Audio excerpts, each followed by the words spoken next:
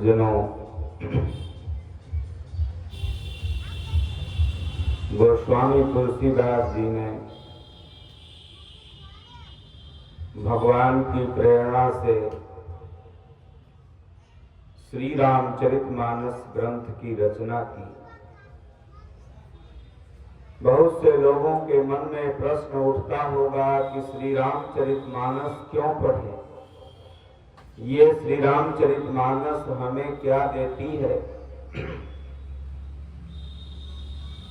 आज इसी विषय पर हम सब लोग इस भगवत चर्चा में विस्तार से जानेंगे।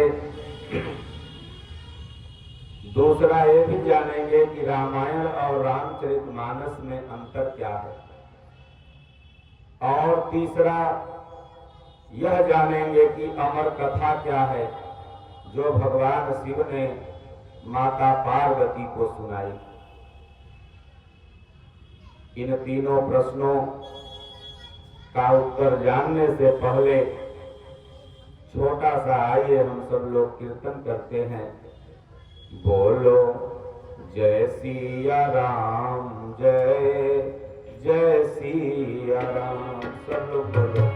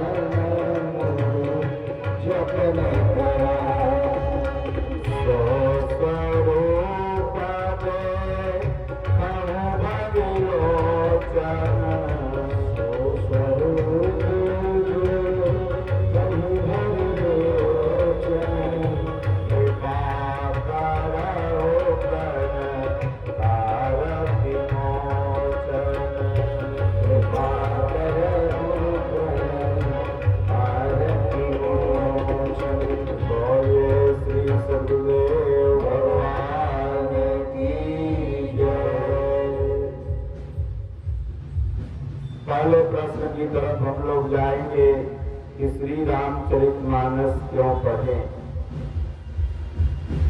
अगर भारत में जहां भी सनातनी निवास करते हैं, जहां भी परमात्मा को मानने वाले लोग हैं, वहां हर घर में श्री रामचरितमानस अवश्य होगी। और इतनी पवित्रता से लोग रखते हैं कि लाल कपड़ा में बांध करके और पूजा घर में। तो कहीं कहीं तो प्रतिदिन मानस पाठ होता है, मंगल के मंगल सुंदर कांड पाठ होता है, और बुजुर्ग लोग तो हमेशा ही 5 दोहा, 2 दोहा, 4 दोहा या 1 परायण 2 परायण श्री रामचरितमानस पाठ का करते ही रहते हैं। तो ऐसा करने से फायदा क्या है? क्योंकि मनुष्य का स्वभाव बन चुका है कि हर चीज में फायदा ढूंढता है और हर प्रॉफिट अंत में लॉस में बदल जाता है।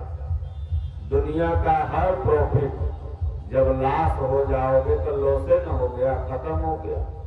जितना तुमने प्रॉफिट किया, जब लॉस हो गए तो सब लॉस हो गया, सब घाटा चला गया।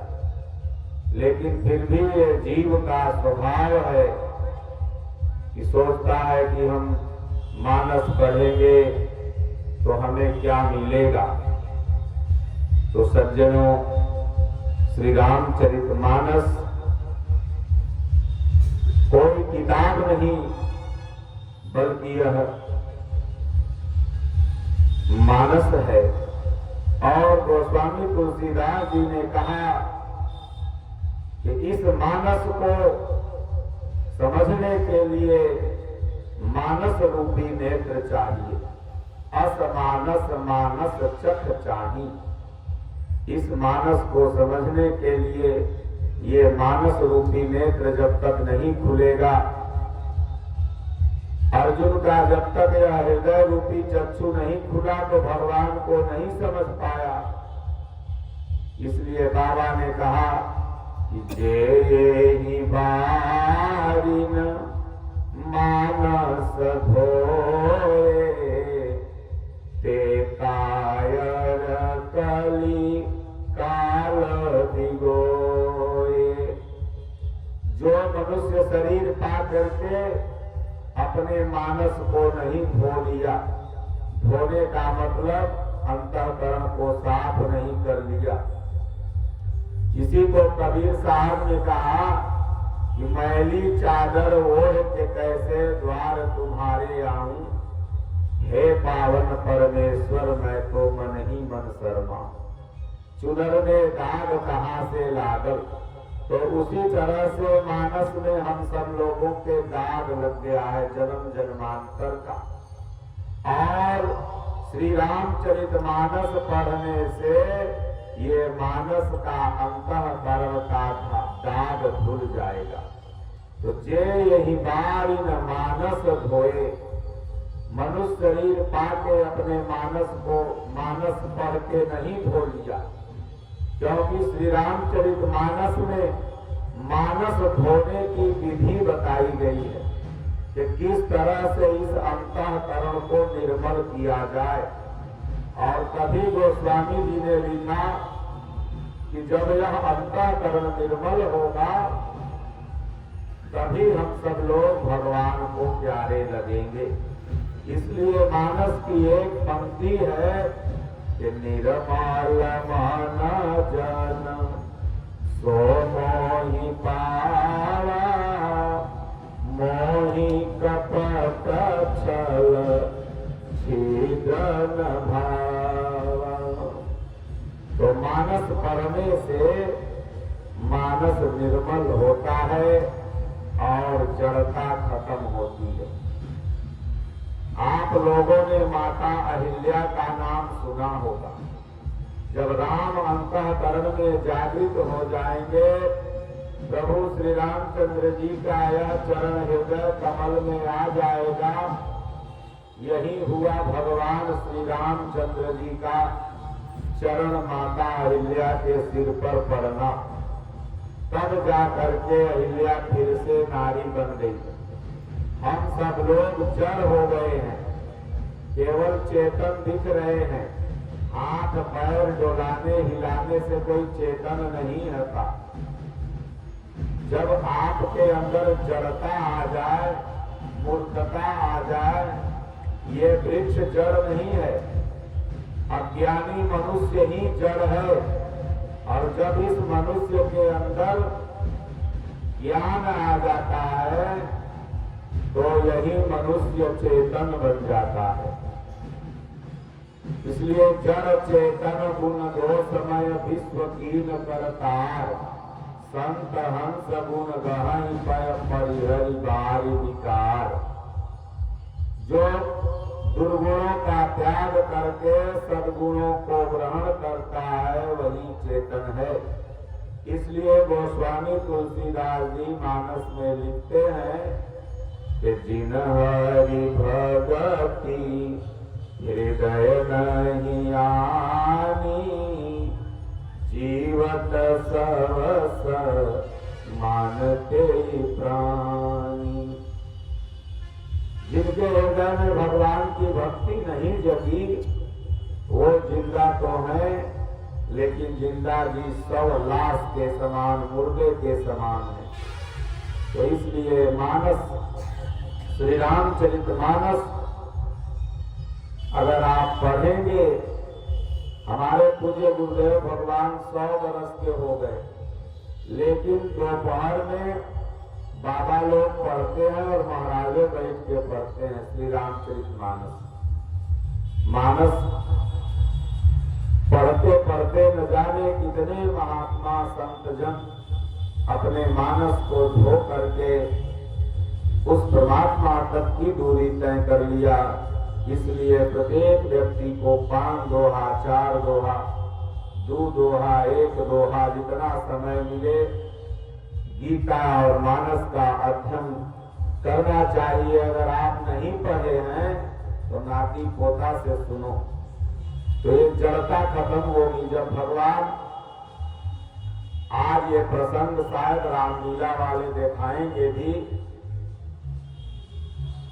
नहीं हो सकता है पूरा हो गया हो, पीछे का ही प्रसंग है कि भगवान श्री रामचंद्र जी विश्वामित्र मुनि के साथ जब जा रहे थे जनकपुर, तो कहा जाता है कि रास्ते में ही एक सुनसान आश्रम देखा भगवान ने। तो जंगल झाड़ पूरा लगा हुआ था। भगवान श्री राम ने पूछा भगवान अपने गुरुदेव से, विश्वामित्र जी से कि भगवान ये शिला कैसी है? तो गुरुदेव ने कहा कि भगवान ये आप ही के इंतजार में अपने पति के श्राप से ये बैठी हुई है और आपका चरण रज चाहती है। ध्यान से अगर समझेंगे तो आप ये समझेंगे कि मानस पढ़ने से, मानस को धोने से ही माता अहिल्या का उद्धार ढंग से गोस्वामी जी ने इस पद का जिक्र किया है छंद के माध्यम से कि परसत पद पावन सोतन सान प्रभत भई तप पूज सही देखत रघुनायक जन सुखदायक सनमुख होई कर जोरी रही अति प्रेम अधीरा भूल शरीरा मुख नहीं आवई वचन कही अतिशय पर भागी चरण लागी जुगल नयन जल धार बही धीरज मन कीना प्रभु कहूँ चीना रघुपति कृपा भगति पाई अति निर्मल वाणी स्तुति खानी ज्ञान गम्य जय रघुराई मैं नारी पावन प्रभु जग पावन रावण रिपुजन सुखदाई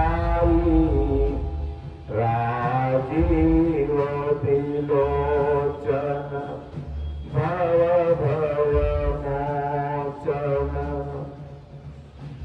पाई पाई शरणई आई मुनि श्राप जो दीना अति भव कीना परम अनुग्रह मैं माना देखो भरी लोचन हरि भव मोचन इह लाभ शंकर जाना बिनती प्रभु मोरी मैं मति भोरी नाथन माधव बरयाना पद कमल परागा रसवनुरागा मम मन मधुप कर पाना जेहि पद सुर सरिता परम पुनीता प्रगट भई शिव शीस धरी सोई तब पंकज जई पूजत अज मम सिर धरे कृपालई एहि भांति सिधारी गौतम नारी बार बार हरि चरण परी जयति मन भावा सबरु पावा गौपति लोक आनंद भरी अस प्रभु दीन बांधो हरि कारण रहित दयाल तुलसीदास सख तेहि भजो छाड़ि कपट जंजाल।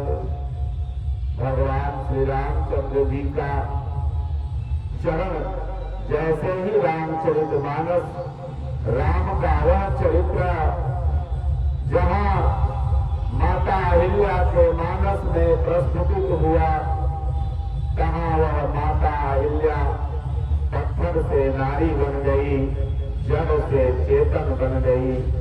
उसी तरह से हम सब लोग जब श्री रामचरितमानस पढ़ने लगेंगे, धीरे धीरे वह मानस हमारे आपके मानस को अंतःकरण को शुद्ध कर देगा। तब हम ही आप भक्त भगवान के बन जाएंगे। और सत पद पावन शोकन सावन प्रगट भई तप पुंज सही। भगवान ने जैसे ही स्पर्श किया सारे शोक मिट गए। देखत रघुनायक जन सुखदायक सन्मुख होई कर जोरी रही। भगवान को जब नारी रूप में माता अहिल्या होती हैं तो वो देखते रहती हैं, हाथ जोड़ करके कर जोड़ी रही और उसके बाद विनती करने लगती हैं, अति प्रेम अधीरा पुलक शरीरा मुख नहीं आवै वचन करी। भगवान को देखती है, हाथ जोड़े रहती है और मुख से वचन ही नहीं निकलता है और कहने लगती है, हे प्रभु हम बड़ी बड़भागी हैं। पहले जब गौतम ऋषि ने श्राप दिया था तो अपने आप को अभागिनी समझ रही थी, लेकिन जब भगवान का दर्शन हो गया तब कहने लगी कि नहीं नहीं मैं बड़भागी। तो संत महात्मा किसी को कभी श्राप देते ही नहीं, उनके झोली में आशीर्वाद होता है। उनकी वाणी से तो समय और परिस्थिति बोल देती है जो आपके जीवन में घटित होने लगती है और आप समझ लेते हैं कि हमें श्राप मिल गया। नहीं, जब वही श्राप आशीर्वाद में बदल जाता है तब लगता है जरूर महाराज जी ठीक है कहे थे, ऐसा नहीं करते तो ऐसा नहीं होता। तो माता अहिल्या कहती है कि अतिशय बड़भागी चरण में लागी जुगल नयन जलधार बही। आंखों से जल बहने लगा और कहने लगी कि धीरज मन कीन्हा प्रभु कह चीन्हा रघुपति कृपा भगति पाई। मन में धैर्य रखा, भगवान को चीन लिया और भक्ति प्राप्त कर ली। कहते हैं अति निर्मल वाणी स्तुति ठानी ज्ञान गम्य जय रघुराई। अति निर्मल वाणी में हृदय से भगवान को लगी मनाने और कहने लगी, हे ज्ञान गम्य हे रघुराई, मैं नारी हूँ, मैं नारी पावन प्रभु जग पावन रावण पूजन सुखदाई। हे भगवान, मैं अपावन हूँ, नारी हूँ और आप जगत को पावन करने वाले। इस संसार में हम सब लोग अपावन हैं, ऐसा नहीं कोई नीच जाति का है तो अपावन है, डोम है, मुसहर है, चमार है, दुसाद है तो अपावन है, अपवित्र है, ऐसा नहीं। जो भगवान की भक्ति नहीं करता वो सब अपावन है, और चाहे पंडित रहे या चाहे बाबुए साहब का न रहे। और भगवान की भक्ति करता है तो कौनो जात रहे वो पावन है। तो इसलिए कहते हैं कि मैं नारी पावन प्रभु जब पावन। इस संसार में भगवान के सिवा कोई पावन नहीं, पावन है तो प्रभु है। और रावण ऋतु जन सुखदाई, हमारे राम जी हमारे ठाकुर जी ऐसे हैं कि वो रावण जैसे दुश्मन को भी सुख प्रदान करने वाले। रावण को भी भगवान ने मुक्ति प्रदान कर दिया। ये भगवान की गुणों की महत्ता है। इसलिए कहती है कि राजीव विलोचन भर भर मोचन पाहि पाहि शरण ही आई। हरदेव को ठेला पलट गया तो बढ़िया होगा, नहीं तो कथा साथ भी न सुन पाता। मौगी गति जो कमा के ले आ, निर्बंसा बैठल लगता है। तो ठेला पलट गया तो भगवान कृपा करती। तो इसलिए शुरू में लगा के काहे पलटा, लेकिन इसीलिए पलटा के तू भगवान के कथा 7 दिन सुन लेगा। तो इसलिए भगवान जो करते हैं वो बहुत बढ़िया करते हैं। तो कहती है कि राजीव विलोचन भव भव मोचन पाहि पाहि शरण नहीं आई।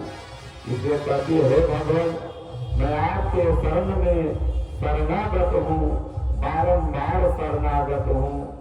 और कहती है कि मेरे पति देव गौतम मुनि ने जो श्राप दिया ना, बड़ा ही अच्छा किया। अगर वो श्राप न देते तो आज मेरे सामने रघुनंदन कैसे होते। इसलिए मुनि श्राप जो दीना अति भल कीना। हमारे आश्रम में स्वामी विमुक्तानंद जी मुखिया महाराज जी थे।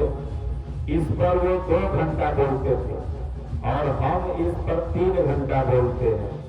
ये तो आज रामलीला वाले भी कहे हैं कि महाराज जी समय आप थोड़ा जल्दी दीजिएगा, प्रसंग बहुत ज्यादा है। तो हमने कहा ठीक है। बाजा वाले तो बिल्कुल बोलो अंदर बंद कर देगा, उसके बाद बंद कर दे। तो क्या तो मना कर दो।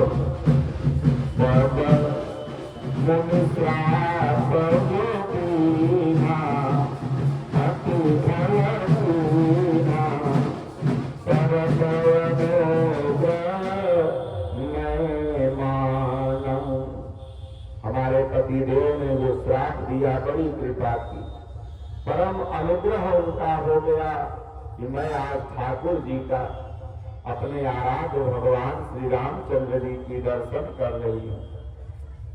देखो भरिलोचन हरि भव मोचन, इहै लाभ संकर जाना।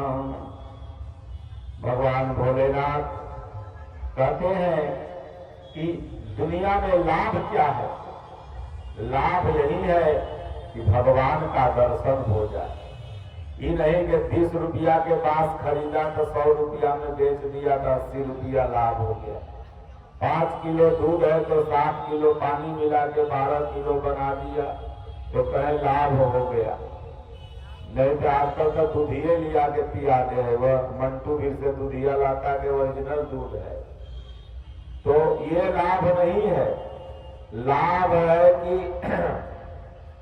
भगवान की जो भक्ति करता है और जब भगवान का दर्शन हो गया, जैसे तुम पटना जा रहे हो तो अगर मंदिर में भगवान का, साधु महात्मा का दर्शन हो गया तो समझ लो कि लाभ ही होगा। तो इसलिए शंकर जी कहते हैं कि आज माता अहिल्या को सबसे बड़ा लाभ मिल गया क्योंकि उसने भगवान का दर्शन कर लिया। यही केवट भी प्रभु से कहता है कि प्रभु बहुत काल तक मजदूरी किया, लेकिन असली मजदूरी तो आज मिली। आप लोग बहुत रामलीला किए, लेकिन असली रामलीला यहाँ की। तो इसलिए असली मजदूरी बहुत काल में कीन मजदूरी। भगवान आज जाके आप मेरी नैया पर चढ़ गए, चरण आपकी धो लिया मैंने, आपका असली मजदूरी मिल गई। तो यह लाभ शंकर जाना, बिनती प्रभु मोरी मैं मति भोरी, नाथ न मानो बरयाना। माता अहिल्या कहती है कि भगवान एक ही विनती है और एक ही आपसे वर मांगूंगा। सज्जनों, भगवान से अगर वर मांगना होगा तो गाड़ी घोड़ा ट्रक मोटर बेटवा बिटिया कुछ मत मांगना। धन दौलत गाय भैंस माल जाल कुछ मत मांगना। मांगना तो यही मांगना जो माता अहिल्या मांग रही है। मांगना तो यही मांगना जो हनुमान जी ने मांगा। क्या माता अहिल्या मांगती है? तो पद कमल परागा रसय अनुरागा, मम मन मधुप करो पाना। भावरा को आप लोग देखे हैं कैसे जाता है, फूल पर बैठता है और फूल से उड़ जाता है। उसी तरह से माता अहिल्या कहती है कि हे भगवान, मेरा यह मन भौरा हो जाए और आपके चरण कमल रूपी फूल पर जाकर के बैठे और उससे ध्यान रूपी रस को निकाल करके आनंदित हो, बस यही देना और कुछ मत देना। अरे दिया हो तो बेटवा हो, क्यों काला मांग रहे हो? कमाओगे तो ट्रक गाड़ी मोटर होइबे करेगा, वो क्यों मांग रहे हो? जो अपने होगा, ड्यूटी करोगे तो सैलरी मिलबे करेगी, तो वो क्यों मांग रहे हो? जो मांगना है रियल में, जो तुम्हारे साथ जाए, वो भगवान से मांगो। तो पद कमल परागा रस अनुरागा मम मन मधुप करे पाना, जहि पद सुर सरिता परम पुनीता प्रगट भई शिव शीस धरी। भगवान गंगा मैया जिस चरण कमल से निकली, पंडित जी लोग कहते हैं कि ये चरण शूद्र है, ये जो जंघा है ये वैश्य है, ये भुजा जो है क्षत्रिय है, और ये मस्तक जो है ये ब्राह्मण है। तो ये बताओ कि तीनों काल में ही माथा पूजाया है कि गोड़ पूजाया है? पहले बताओ। अरे अगर लड़की का बियाह करते हो तो दामाद लड़की के गोड़े में पूजते हो, कन्यादान होता है तो गोड़े में पूजा है। कल सीता माई के कैसे पूजाया? और गंगा जी निकली तो गोड़े से निकली। ब्राह्मण कौन? जो ब्रह्म को जान जाए। शूद्र कौन है? जो भी ब्रह्म जानने के लिए तत्पर है, प्रयासरत है। फिर वो वैश्य बना, फिर क्षत्रिय, फिर ब्राह्मण। ये ब्राह्मण की परिभाषा है, यही शूद्र की परिभाषा है। ये नहीं कि गोड़ शूद्र हो गया। अब गोड़ अगर शूद्र है तो काहेला इसके रखे हो? कट्टा लेके काट दो। गोड़वा शूद्र है, छुआ न जाओगे, काट दो कट्टा से। तो इसलिए गोड़ शूद्र नहीं है, पैर शूद्र नहीं है। पैर तो परम पावन है। गंगा मैया में जो आप लोग नहाते हैं, ये गंगा मैया अगर निकली है तो हरि जी के चरण से, और उसी में बड़े बड़े जोगी मुनि नहा के तर जाते हैं। तो इसलिए परसत पद पावन पद कमल जेहि पद सुर सरिता परम पुनीता प्रगट भई शिव शीस धरी। भोलेनाथ ने सीधे अपने मस्तक से धारण कर लिया। तो ज्ञान ही गंगा है। और ये ज्ञान कब प्रकट होगा? तो जब आप भगवान का, गुरु का, सदगुरु के चरण का ध्यान करोगे।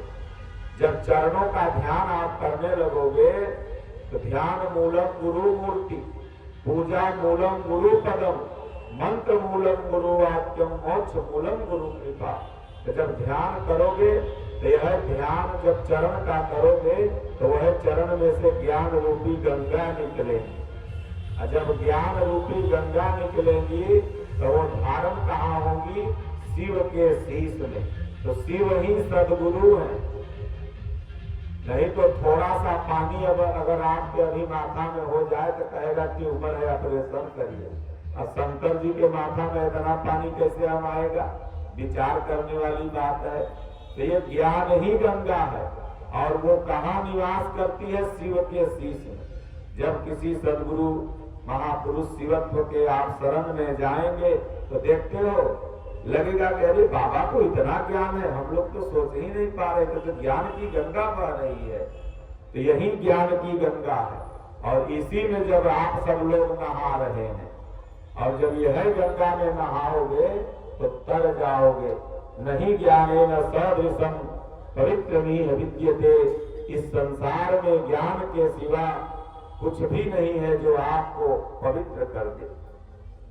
तो इसलिए तुलसीदास सचते ही भजो छाई कपट जंजाल। इसलिए श्री रामचरितमानस अगर आप कपट का परित्याग कर पढ़ोगे तो कल्याण हो जाएगा। दूसरा प्रश्न 2 मिनट का उत्तर दे दें, फिर तीसरा बताएंगे अमर कथा क्या है। 5-10 मिनट में कथा विराम करके आपको समय दे देंगे। आज आपकी लीला बड़ी रोचक है। तो कहते हैं कि रामायण और रामचरितमानस में अंतर क्या है? सबसे पहले तो ये आप जानिए कि रामायण के जो रचयिता थे वो महर्षि वाल्मीकि थे। भगवान श्री रामचंद्र जी के जीवन के पहले ही सारी घटनाओं को महर्षि वाल्मीकि ने संस्कृत भाषा में लिख दिया। मतलब राम जी इधर अपने जीवन को जी रहे थे और यहाँ तक कि सीता धरती में समाहित हो गई थी, वो अभी वो पहले ही लिख दिए थे, लेकिन उस घटना को टालना चाहते थे। तो रामायण के रचयिता महर्षि वाल्मीकि जी हैं। संस्कृत भाषा, क्योंकि भारत को बुद्धिजीवियों ने अशिक्षित कर दिया, संस्कृत कोई पढ़ नहीं पाता था, तो गोस्वामी तुलसीदास जी को हनुमान जी और सेकेंड वाल्मीकि जी भी कहा जाता है। तब उन्होंने रामायण का ही हिंदी ट्रांसलेट किया, जिसका नाम पड़ा श्री रामचरितमानस। और ये श्री रामचरितमानस कन्नड़, स्पेशली दुनिया जहान हर भाषा में है, तमिल, उर्दू और हर जगह के संतों ने इसे अपनी अपनी भाषा में रामचरित्र को गाया है। हम गए थे साउथ इंडिया घूमने, वहां पर भी एक संत हुए थे, उन्होंने भगवान राम को बड़ा अपने सुंदर भाव से गाया है। श्री रामचरितमानस के पहले में ही आपको जो रामानंद सागर ने रामायण नाम का सीरियल बनाया है, उसमें दिखाया है कि रामायण किस किस भाषा में गाई जाती है। तो सज्जनों, ये बाहरी अंतर हुआ राइटर का, लेखक का। रामायण का मतलब होता है राम का अयन, राम का घर। तो आप घर में जब जाते हैं तो गोड़ हाथ धो के शुद्ध होके न जाते हैं, रामायण। लेकिन रामचरितमानस, आप रामायण में जाएंगे तो शुद्ध होके जाएंगे, लेकिन रामचरितमानस एक ऐसा ग्रंथ है जो पहले आपको शुद्ध कर देगी, तब आप घर में जाएंगे। तो इसलिए रामायण और रामचरितमानस जो है, ये दोनों एक ही है, एक हिंदी में है, एक संस्कृत में है। दोनों भगवान श्री रामचंद्र जी के जीवन लीला को ही प्रकाशित करती है। बस फर्क इतना है कि मानस में आप स्नान करने के लिए जाते हैं और प्रयासी जी घर में स्नान करके जाते हैं, अंतर इतना है। यानी मानस अगर पढ़ोगे तो जब तुम्हारा अंतःकरण शुद्ध हो जाएगा, तब राम के घर में प्रवेश मिल जाएगा, रामायण में पहुंच जाओगे। दूसरा जो मेरा लास्ट प्रश्न था, जो अमर कथा क्या है, सबके दिमाग में होगा। बहुत से लोग कहते हैं कि भाई 2 कबूतर है और वो अमर कथा सुनता है। अमर कथा ये श्री रामचरितमानस ही अमर कथा है। ये भगवान शिव ने माता पार्वती को सुनाया था। और अगर आप मानस पढ़ोगे तो अमर हो जाओगे। न जाने कितने संत महात्मा इस मानस को पढ़ के अमर हो गए। अमर का मतलब कि जिंदे रहोगे, मरोगे नहीं। अमर का मतलब कि उस अमर तत्व में आपकी स्थिति मिल जाएगी, या आत्मा परमात्मा में सदैव समाहित हो जाएगी। यही हुआ अमरत्व को पाना। तो इसलिए ये श्री रामचरितमानस ही अमर कथा है। और इसी अमर कथा को भगवान भोलेनाथ ने माता पार्वती को सुनाया, और माता पार्वती सुनी तो अमर हो गई। तो इसलिए आप सब लोग श्री रामचरितमानस और गीता का श्रवण या अध्ययन जरूर करें, या कहीं भी सत्संग महात्मा लोग सुनाएं तो वहाँ जाके सुनना चाहिए। और जिसके पास गीता नहीं होगा, निःशुल्क आपको 6 तारीख को मिलेगी, आप लोग ले लेंगे और उसको पढ़ेंगे। और लगभग अगल बगल तो सबके पास गीता है ही, और जिनके पास जो नए होंगे, जिन्हें चाहिए, हम लोग फ्री देते हैं, उसका कोई पैसा, हमारे पूज्य गुरुदेव भगवान का आदेश है कि हम लोग नहीं लेते हैं। और इस गीता को अगर आप बाहर से कहीं से सुन रहे हैं, आप कथा में नहीं बैठे हुए हैं, इस मोबाइल के माध्यम से, वहां से आप ऑनलाइन बिल्कुल फ्री यथार्थगीता.com पर जाके गूगल पर सर्च कर ऑर्डर करके निःशुल्क, यहाँ तक कि आपको पोस्ट का भी फीस नहीं देना है, बिल्कुल आपके घर पर आपके पसंदीदा भाषा में पहुंच जाएगी हमारे गुरु महाराज के ट्रस्ट के द्वारा। तो अब इसी के साथ अपनी वाणी को विराम देते हुए कल की भगवत चर्चा में हम सब लोग सम्मिलित होंगे। उसके पहले आप सब लोग पयासी जी का 1-2 भजन सुन लीजिए, फिर आरती हो जाएगा। खीर बन गया जी, ठीक, उसको ठंडाने के लिए रख देना। और तब आप लोग प्रसाद ले करके अपने अपने घर में जाइए, बाल गोपाल में आनंद पूर्वक रहिए। बोलो गुरुदेव भगवान की जय, राजा रामचंद्र भगवान की जय, बाके बिहारी लाल की जय। ओम नमः पार्वती पतये, हर हर महादेव।